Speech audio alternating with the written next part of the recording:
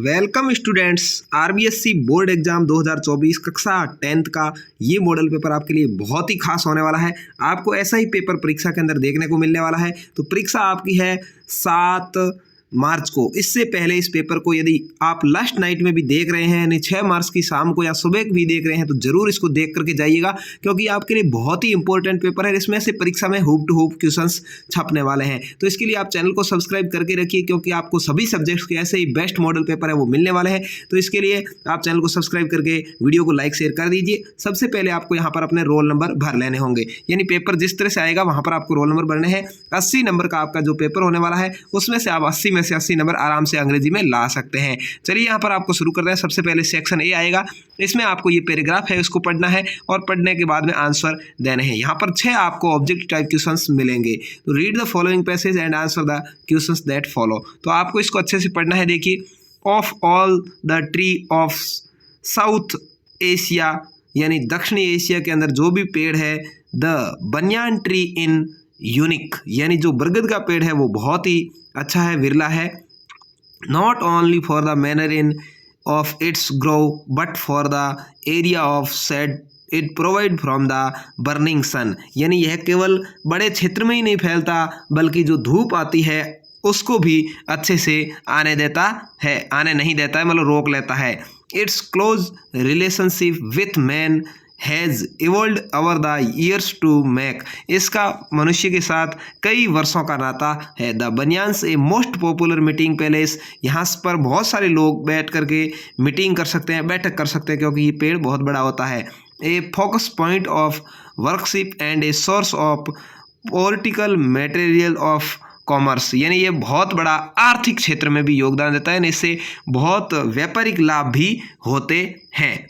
तो यहाँ पर इस तरह से आपको इसको अच्छे से पढ़ना है। इसके बाद में ये जो क्वेश्चंस है इसको आंसर देना है। तो मैंने इस तरह से आपको समझाया, ऐसे आप पढ़ोगे तो बहुत सारी चीज़ें आपको समझ में आ जाएगी। अब पहला क्वेश्चन आपका पूछा है, देखिए, द एजेंसीज द डिपोजिट बनियान सीड्स आर, यानी जो बरगद का पेड़ है उसके बीज है उसको इधर उधर फैलाने का काम या इकट्ठा करने का काम कौन करता है? बर्ड्स एंड बैट्स, यानी पक्षी और चमगादड़्स, या बैट्स एंड मंकीज, चमगादड़ और बंदर, या बर्ड्स बैट्स एंड मंकीज, या नॉन ऑफ दोज। तो यहाँ पर देखिए आपको इसके अंदर लिखा हुआ मिल जाएगा कि ये जो तीनों ही हैं वो ये काम करते हैं। देखिए यहाँ पर ये पढ़ा है, birds bats and monkeys in the reach cell collected the service of the host tree, यानी ये इस पेड़ों को बीजों को इकट्ठा करने वाले ये तीनों ही हैं। तो आपको यहाँ पर सी राइट आंसर कर देना है पहले के अंदर, ठीक है।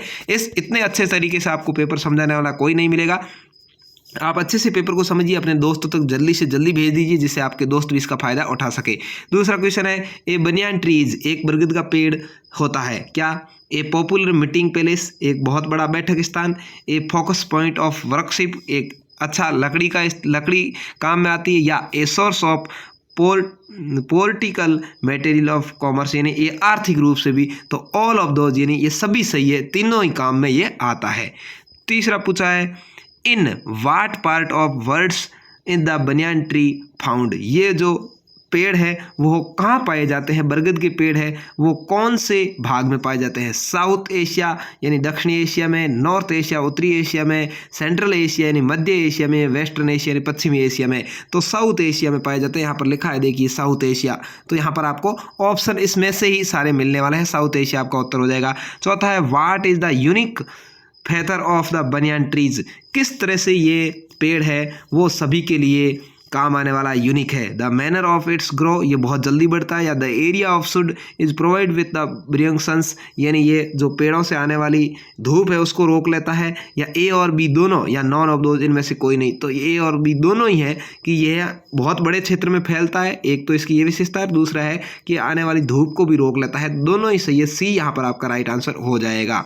अगला पूछा है, so is similar word of the following from the passage, आपको इसका समान शब्द सुनना है। क्या है? फ्लाइंग इन द एरिया, यानी हवा के बारे में यहाँ पर आपको इसका पूछा है। तो सही आंसर आपका हो जाएगा एयर प्लांट, यानी हवा का ये प्लांट है। इस तरह से इसका सही जवाब हो जाएगा। दूसरा पूछा, चॉइस ऑपोजिट वर्ड, यहाँ पर विलोम शब्द आपको ढूंढना है। किसका?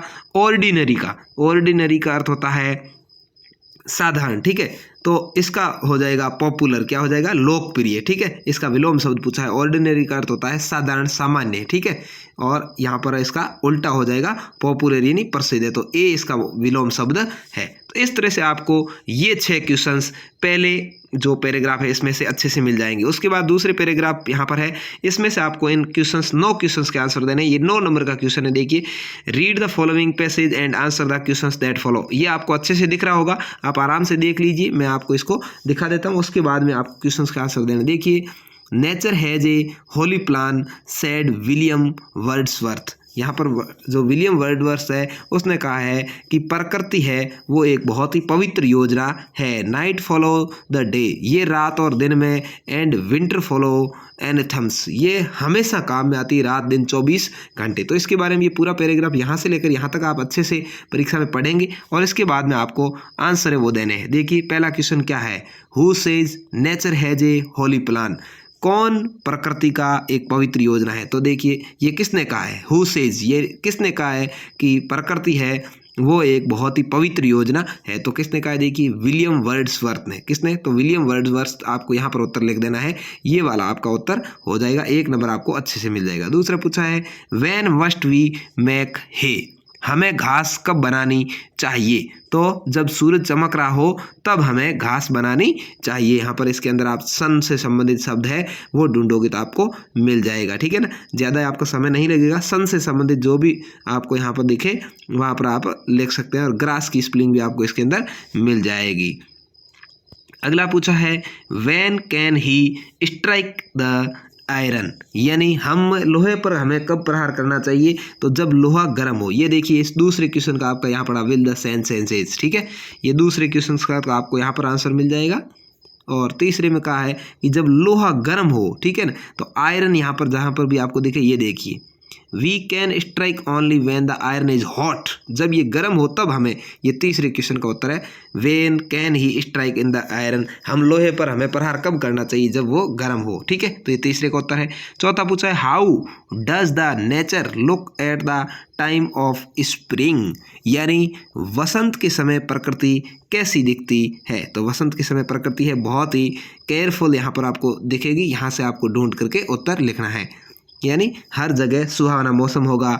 इस तरह से यहाँ पर लिखा है, देखिए, एवरीवन, यानी सभी जगह जो नेचर है वो nature Ponting a new grab, नई घास निकलती हुई दिखेगी, ट्रीज ब्लोइंग स्विमिंग। यहाँ पर ये जो इसका उत्तर है वो चौथे क्वेश्चन का आपको लिखना है। 5वां पूछा है, what will happen if a bee misses spring, यानी मधुमक्खियाँ बसंत भूल जाए तो क्या होगा। तो वह असफल हो जाएगी और उसके पास जो भंडार है, जो इकट्ठा करने का सामान है, वह क्या हो जाएगा भाई, ख़त्म हो जाएगा। ठीक है ना, तो यहाँ पर देखिए, भंडार को लॉर्जर कहते हैं, तो लॉर्जर यहाँ पर जहाँ पर भी आपको दिखेगा वो आपका आंसर हो जाएगा। ठीक है, तो इस तरह से आप ढूंढ करके यहाँ से देखिए, तो मधुमक्खियाँ यदि कलेक्ट करना भूल जाए तो लॉर्जर रिमेन एम्प्टी, यानी उनके भंडार है वो खाली रह जाएंगे। ये 5वें सवाल का क्वेश्चन का आंसर यहाँ से आपके है। ठीक है, अगला पूछा है, when do we fail in life, हम जीवन में असफल कब होते हैं, जब हम क्या करते हैं, किसी भी बात को अगले दिन पर टाल देंगे। देख लिए, must we think the right time,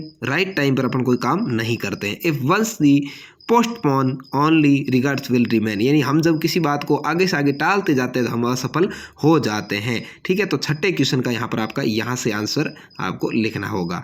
उसके बाद 7वां पूछा है, who is responsible for stealing our time, यानी हमारा समय चुराने के लिए कौन जिम्मेदार है।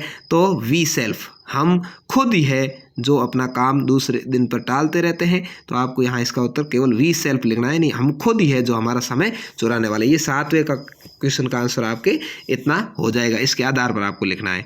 अगला पूछा है 8वां, सॉइस द सिमिलर वर्ड, समान वर्ड चुनना है from the passage. A larger group, एक बड़ा समूह, एक बड़े समूह के लिए अपने को ढूंढना है। तो यहाँ पर जो भंडार है वो ये इसका आंसर है, LARDR, लेरजर यानी भंडार। यहाँ पर ये लेरेज ग्रुप यानी एक बड़ा समूह को भंडार कहते हैं, और भंडार की स्पेलिंग ये आपको इसमें आंसर लिखनी है, LARDER आपका आंसर हो जाएगा 8वें क्वेश्चन का। 9वां पूछा है, सो is the opposite word, opposite word सुनना है नो एवर का। ठीक है, नो एवर का अर्थ होता है कहीं नहीं, इसका होगा एवरीवेयर। यहाँ पर आपको पढ़ा है, देखिए, सीधा शब्द यहाँ से उठाना है आपको, एवरीवेयर, ये इसका ऑपोजिट वर्ड है। तो इस तरह से आपके ये तो बहुत ही अच्छे से 9 नंबर कंप्लीट हो गए और पहले के 6 नंबर कंप्लीट हो गए। अब अगला क्वेश्चन आता है सेक्शन बी में राइटिंग, ये आपको लिखना है। देखिए तीसरा क्वेश्चन क्या आया है, यू आर गंगा या गायत्री, आपका नाम गंगा या गायत्री है, a resident of Benetha village, आप बेनेठा विलेज में रहती है। Write a letter to your friends, अपने दोस्त को एक पत्र लिखिए। Living in Jaipur, given your concept to attend his her sister's marriage, आपकी बहन की शादी के लिए आप उसको लेटर लिखना है आपको, ठीक है। तो आप ये लेटर लिख सकते हैं, 5 नंबर का क्वेश्चन आता है। या imaging that you are Amrita, आपका नाम अमृता है, resident of sector 6 Gandhinagar Jaipur, आप गांधीनगर में सेक्टर 6 में रहती है। Your colony is residential colony, आपकी कॉलोनी बहुत ही अच्छी है, but has become a main road from the first running vehicles, लेकिन यहाँ से क्या है गाड़ियाँ बहुत तेज़ निकलती है। Write a letter to see organisation JDA request him to the necessary to speed breaker लगवाने के लिए आपको एक लेटर लिखना है, पत्र लिखना है। तो आप इन दोनों में से कोई भी एक अपनी बहन की शादी में बुलाने के लिए या ये वाला लिख सकते हैं। 5 नंबर का आपके क्वेश्चन है।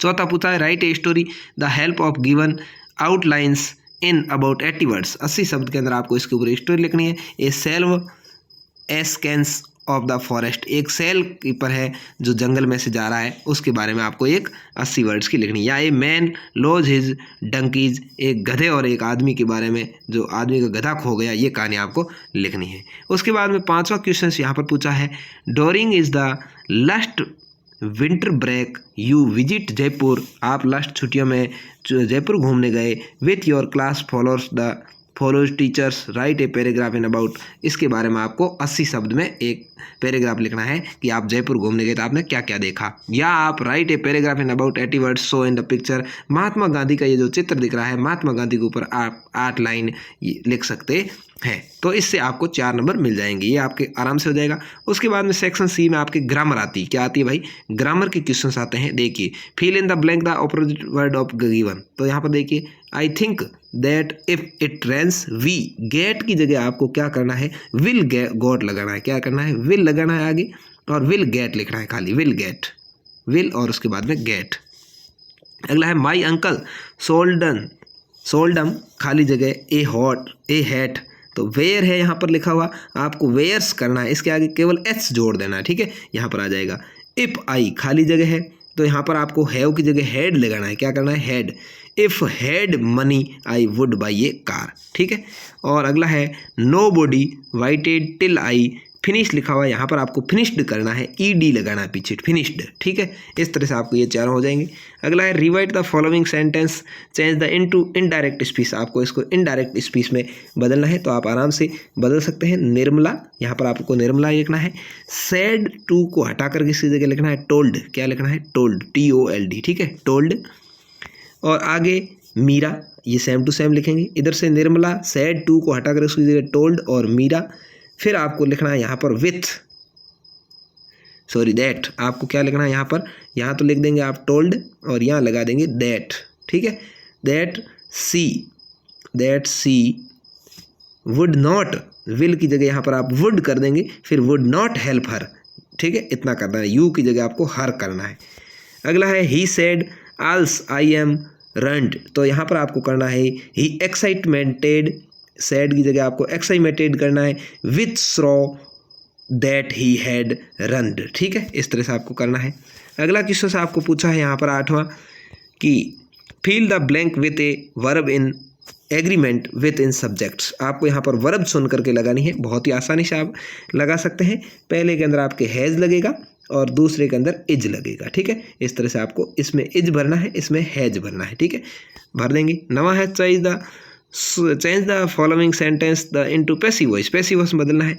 चिल्ड्रन आर फ्लाइंग काइट, बच्चे पतंग उड़ा रहे हैं, इसको आपको बदलना है, तो आप लिखेंगे kite is being, BING being follow on by children, ठीक है, इस तरह से आप लिख देंगे।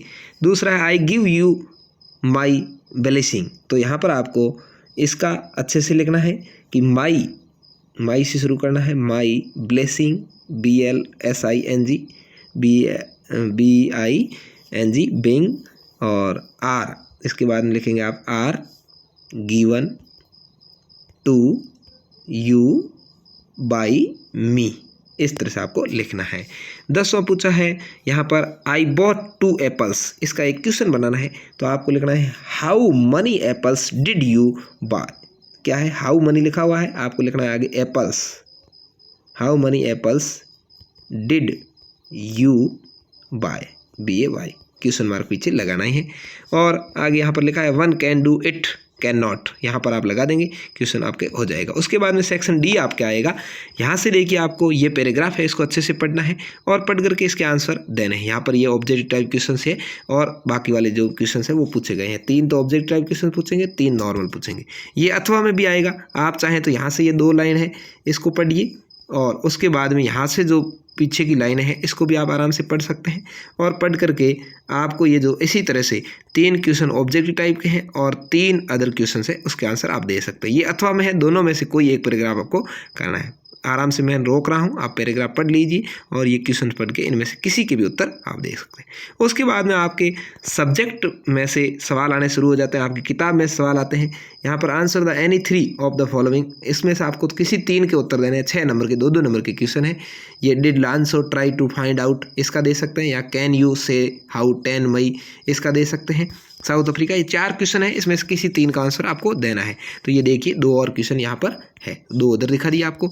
उसके बाद में यहाँ पर देखिए 13वां क्वेश्चन है, कोई 2 में से एक आपको करना है।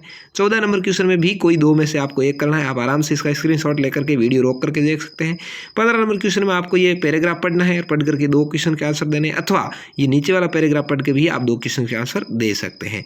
उसके बाद यहाँ से क्वेश्चन नंबर 16 है, यहाँ पर आपको 3 में से कोई 2 क्वेश्चंस करने हैं। देखिए 2 आउट ऑफ 3, 3 में से कोई 2 आपको करने हैं, जो भी आपको ठीक लगे। 2-2 नंबर के ये है।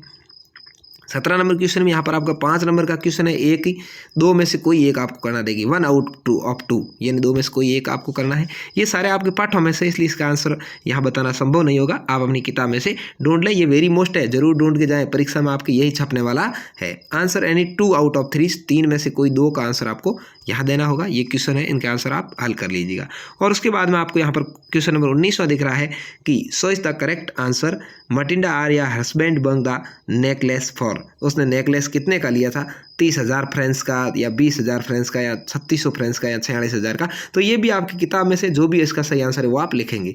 Who was cooking at the door of असेंबल्स रूम, पुलिस या मैनेजर ए होटल या असेंबल इज फ्रेंड्स या वेटर ऑफ द होटल्स, कौन बनाता है उसके बारे में आपको लिखना है। The play is being played in the 20th century, 20वीं या 21वीं या 25वीं या 22वीं, कौन सी वो लिखना है। ये तीनों ही ऑप्शन आपकी किताब में से सवाल है, इसलिए मैं इसके आंसर नहीं बता पाया हूँ।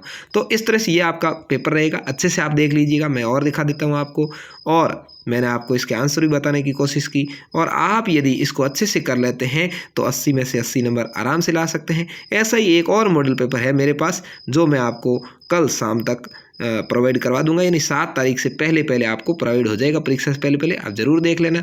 धन्यवाद, जय हिंद, वंदे मातरम। चैनल को अभी तक सब्सक्राइब नहीं किया तो जरूर कर लें। जो अपने मम्मी पापा से प्यार करता है वो चैनल को सब्सक्राइब जरूर करेगा और इस वीडियो को अपने दोस्तों तक शेयर करेगा, तो आपके नंबर है वो अच्छे आने वाले हैं, ये आप विश्वास रखिएगा। जय हिंद, जय श्री राम।